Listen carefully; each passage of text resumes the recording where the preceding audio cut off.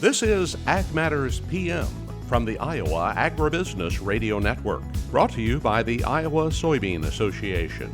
Your daily recap of the information that affects Iowa's farmers, producers, and consumers, right here in the heart of the heartland. With reports from our award-winning broadcast team of Dustin Hoffman, Riley Smith, and Mark Magnuson. Now, from the IARN studios in Des Moines, here's Mark Magnuson. Hello and welcome into Ag Matters PM on the Iowa Agribusiness Radio Network. I'm Mark Magnuson. Today is Monday, October 30th, 2023. We're so glad you could join us for today's show. In today's episode, I will be joined by Brian Tauzin. He is the site lead at the Grinnell Bayer Corn Production Facility in Grinnell. And we had a chance to visit that as members of the media, got a chance to speak with Brian, and we'll have that interview for you today. Also a check of the ag weather outlook, but first, let's run down the closing markets. It's time now for the Ag Matters PM Closing Market Summary, your source for market analysis and settlement prices from the day's trade in Chicago, courtesy of the folks at agmarket.net.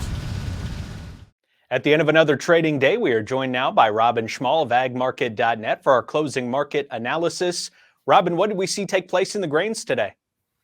Well, initially we were pretty good on the overnight trade relative to the soybeans. Soybean meal, soybeans went up about 10 cents at one point in time, but when we started moving through the day, pressure started coming in, and some of the pressure probably stemmed from the drop in crude oil. And there's always a correlation there between crude oil and soybeans, or generally there is anyway. And with crude oil dropping as much as it has, it put somewhat pressure on the soybean market, as well as, I think we were looking at the export inspections today. Even though they were good, they were down substantially from the previous week. Inspections were at 69.5 million bushels. That was down 27 million bushels from the previous week. So that kind of added to it a little bit. Plus the standpoint of, we did see some pressure coming in from the soybean meal market. We saw the soybean meal hitting new highs last week. Then Commitment of Traders came out and they showed that funds up until October 24th added, for the week, they added 40,414 long positions, which that's the most they've added in 1 week since 2006. So sometimes that triggers a little bit more of interest in traders to profit take. So that had some pressure as well, went on to the market. And then we had pressure on the wheat market, not quite so much, but, they restarted that Black Sea corridor again that they had paused for a little bit. So we're going to see some more grain moving out of the Ukraine area. So, we just had a number of different things that were moving into that market today that kind of put a negativity overall. Corn really holding up the best. Corn exports were at inspections were at 20.9 million bushels, up 3.2 million bushels from the week before. Wheat held its own in the exports, inspections with 7.0 million bushels. That was up 700,000 bushels from the previous week. So one thing we do know that accumulated bean export sales so far this year are 2.7% below a year ago. Not a big deal, just something to take note of. We have some continued harvest pressure. The crop progress this afternoon is estimated at 72% harvested on corn. That was up from 59% last week and 76% last year. So we're not too far behind last year. Soybeans at 85% harvested, 76% last week and 88% a year ago. Now on the winter wheat side, the planted is expected at 85% planted. A year ago, it was 87%. So we're on track with that. Winter wheat conditions, the first condition report at 47% good to excellent. That compares to 28% good to excellent a year ago. So we're starting off a little bit or quite a bit better of a situation as far as wheat conditions are concerned. Robin, I think back to last week, and one of the days, Riley was asking Jacob Burks about the livestock marketplace, and he didn't even want to talk about it. That's how bad things were going last week. So here today, did we at least see things turn a little bit more positive? Yeah, well, it turned a little bit more positive. Yeah, I don't think a lot of people really wanted to talk about it last week because that was a pretty substantial decrease after the cattle on feed report. And even though cattle numbers were tight, but you couldn't make a lot of sense out of the market to some degree, other than it was time for funds they triggered and liquidated. But this week, a little more positive. We saw some positive to the end of last week, and then today we closed higher. Other than in the front month October, which that stops trading tomorrow. That contract will go off the board. Now. December is gunning for the chart gap that was left after the cattle on feed report. It moved up to that gap today, but could not push into that gap to close it. Now, technical traders will want to close that chart gap, but sometimes closing the chart gap will bring in more selling. So I wouldn't be surprised if our rally might be capped on a technical basis if we close the December chart gap. There's chart gaps in later contracts, but they are a little more distance to closing those gaps. But last week we had Northern dressed cattle trading $4 lower than the previous week, but Southern trade, the live trade, actually traded even with the previous week. So kind of a mixed bag when we came to the cash market to close out the week. Leaves the market open to more of a mixed anticipation this week. We don't know what the show lists are yet. We do know that we were a little bit stronger on boxed beef Friday. The noon report today showed higher again with $1.97 higher on choice and 11 cents higher on select. Maybe we'll see a little bit more of strength coming in on that boxed beef market, which can provide a little bit more support. And then as we see, the feedlots and packers, their bid offers and what we're looking at for potential business, we might get a little bit clearer idea of whether we can push this market higher or whether it's finding an equilibrium here at this point. Now on the hog side, December hogs moved to the 50% retracement level today. From the high that was in September down to the low, the recent low. We hit the 50% retracement level today. So that's a milestone, given the fact that last week we saw mostly lower cutouts, mostly lower cash prices. So the market rally was more based on a technical nature. The change in the National Daily Direct Hog Report today for the morning, we couldn't get a specific change number on that because of packer confidentiality. They had difficulty as far as getting all the numbers in, so they termed that as packer confidentiality. However, the average weighted price today was $70.43. Now, cutouts on the morning report were up $1.13. So that's a good start to the week. Hopefully, cash will also see some support, but the hogs, I think they might be limited upside here because there's plenty of hogs available and packers might buy a little bit earlier, but then they might back off like they have been the pattern the last number of weeks. So it's been a nice rally, but I don't know how much farther we can go without more of solid support coming from cash and cutouts. Robin Schmahl of agmarket.net. Lots of great information for us here on this Monday. Robin, what's the best way for our viewers to get in touch for more marketing information? You can call me directly at 877-256-3253, or they can go to our website, agmarket.net. There's an 844 phone number there, and they can reach anybody. A lot of great help from the team at agmarket.net. Robin, thank you so much for the time here today. Have a great week. All right, you too, and keep warm. Thank you to Robin Schmahl of agmarket.net for our closing market analysis. It's time now for the closing numbers, and those numbers courtesy of the folks at Bar Chart. December corn down 2.5 at $4.78 1/4. November soybeans down 14.5 at $12.82 3/4. January soybean meal down $12.80 at $413.90. January soybean oil up 11 cents at $51.66. Chicago wheat down 8 1/4 at $5.94 1/4. Minneapolis wheat down 2 even at $7.17 3/4. Kansas City hard red wheat up 2 even at $6.45 even. March oats up 2 1/4 at $4.22 1/4.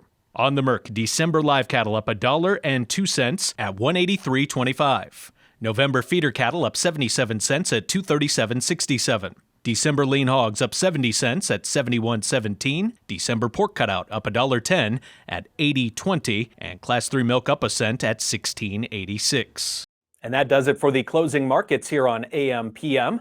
It is time now to take a quick break to hear from our sponsor, the Iowa Soybean Association, and the Soybean Checkoff. And when we come back, I will be joined by Brian Tauzin, the site lead at the Grinnell Bayer Corn Production Facility in Grinnell, Iowa.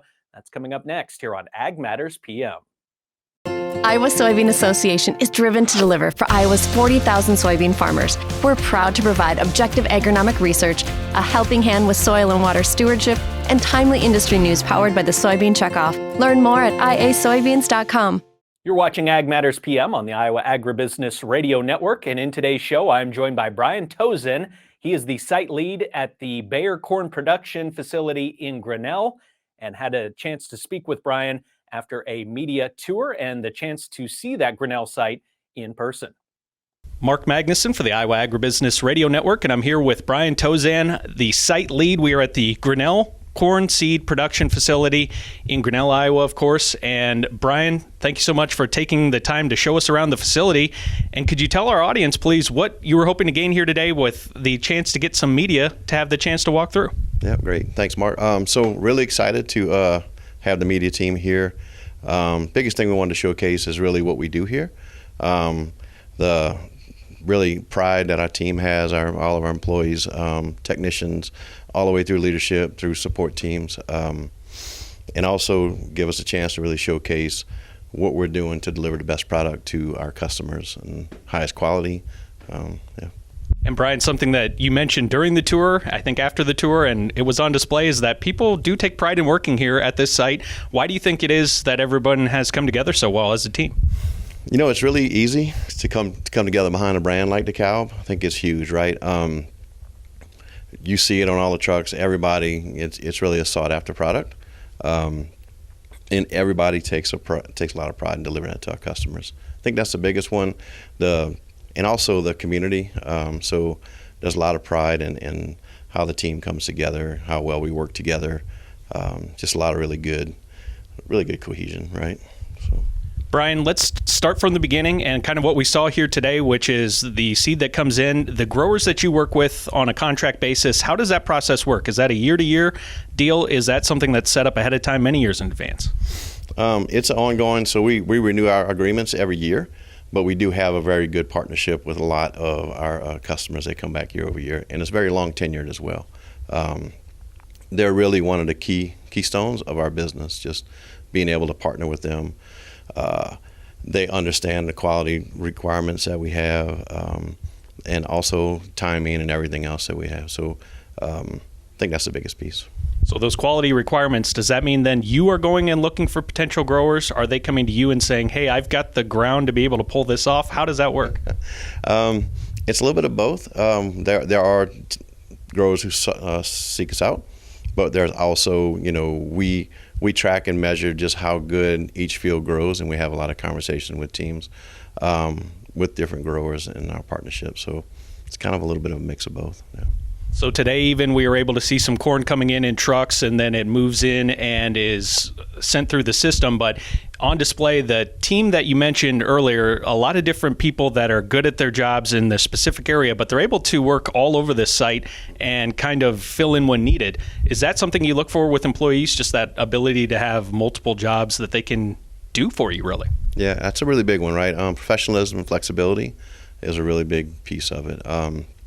Our teams have to work very good together, so we're looking for that team cohesion, ability to work well within teams, but also the ability to learn multiple different jobs and the flexibility to go do them, right? So we're very fortunate in the pool we have to draw from here in Grinnell. A lot of very good, high quality people. Could you tell us then as well where you've made improvements at this facility from when the corn comes off the truck, some of the technology that goes into getting that corn ready to go into the bag ultimately? Yeah, so we have it's a wide array. If you think about everything is pretty much automated all the way through. Our data flows seamlessly from the field all the way through to the customer, and we can track all the way back if there's any concerns at all, any questions about how things came into the site, came into different groups or different areas. We can track it all the way back and just talk through it. So data transfer and good traceability is a really big one. Also, just all of the different technologies that we use all the way through the process. We're always looking to improve them, but it's pretty seamless in automation, and we've been able to really significantly automate every step of it to just ensure we deliver the highest quality to our teams, and we keep our team members as safe as possible. We saw some of those upgrades that were made along the tour as well, just in terms of the drying, the shelling process, everything that goes into it. Brian, so when this corn is brought into this facility, the seed corn, and then it is, of course, goes into bags for growers around the state of Iowa, but does this corn get shipped everywhere in the United States? How does that process work, the distribution? So essentially we ship to distribution centers, but it pretty much goes through the seed that's grown within Bayer is shipped to across the U.S. and across the globe, right? But the biggest piece is we ship it out to our distribution centers, they collect it, and then they're shipping it out to the actual customers. So, Brian, let's wrap up with where we started the tour today, and that's that I believe the Grinnell facility first started in 1938, if I have that correct. You can tell there's just a lot of pride that goes into this site and kind of its roots. Do you feel that as kind of the person that's in charge here? Yeah, I have a lot of pride. I mean, Bayer is a very great company to work for. They're very focused on health for everyone, being able to feed feed everyone. A lot of pride in that. I think that's one big thing that sets us apart is that we're truly focused on. Our tagline, Bayer's tagline, is health for all, hunger for none. Right. So I think that's a big piece of what we stand for, and I'm very proud to stand for that piece of it. Brian, is there anything else you'd like to let our listeners, our viewers around the state of Iowa know when it comes to this facility and what you're able to produce here? Just a lot of pride in what we do. We do produce the best corn seed available on the market right now, and I stand behind that. We live it and we work it every day. So just a lot of pride in that. And Brian, that's something you see when you take a tour like this, you see the care that goes into creating each and every bag of seed. I think it really does go a long way. So if someone's interested in a potential tour like this, if they ever have an opportunity, do you have tours for the outside public as well? Yeah, we'd definitely love to have anyone who's interested in coming out. Feel free to reach out to us, and we'll be happy to bring you in and show you what we do. Brian Tauzin, he is the site lead here in Grinnell. Brian, thank you so much for the time. Have a great rest of your day. Appreciate you for joining us here on the Iowa Agribusiness Radio Network. Great. Thank you, Mark. Appreciate it. Thank you to Brian Tauzin for our interview today. It is time now for the Ag Weather Outlook. As we get ever closer to the month of November, a cool fall day here in the state of Iowa as we have cool temperatures across the state and temperatures that feel right in line with where we are at this point of the season. As we look at tonight's forecast, do have a chance for some snow flurries to pop up in areas of the state. And then tomorrow will be a cool day once again. We'll feel pretty seasonal, but we will have some chances for flurries and snow shower activity. So make sure and check with your local Iowa Agribusiness Radio Network affiliate to see about those snow flurry chances in your area. So let's turn our attention now to the National Weather Service and what's in store for the next 24 hours. As you can see from the National Weather Service, sunny skies and cool temperatures today with high temperatures expected 37 to 42. Partly cloudy to mostly clear skies this evening. Scattered chances for flurries and snow showers, lows expected 20 to 26. Mostly sunny and breezy for Tuesday. Chances for some scattered snow showers in eastern Iowa, and our high temperature range expected 32 to 39 for tomorrow. And now taking a look at our affiliate weather map for tomorrow. Cherokee, mostly sunny and breezy, then sunny skies, high of around 32. Shenandoah, sunny and breezy, high of 37. Des Moines, scattered flurries and windy for Tuesday, high around 36. Albia, windy, mostly sunny and windy, high of 37. Waterloo, scattered snow showers and windy, high of around 36. Clinton, chance for snow showers Tuesday and breezy with a high of 39. For a more detailed forecast in your local area, make sure and check with your Iowa Agribusiness Radio Network affiliate. And that's going to do it for our Ag Weather Outlook. That also brings us to the end of this episode of Ag Matters PM. You can find all of our daily content on our website at iowaagnet.com. You can also find all of our video content on YouTube. And while you're there, don't forget to subscribe. Click on the notification icon as well, as that will let you know whenever we have any new videos available for you. Also, you can follow us on social media on X, Facebook, LinkedIn, and TikTok.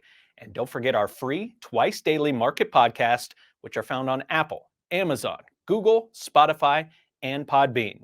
From the Iowa Agribusiness Radio Network studios in Des Moines, I'm Mark Magnuson.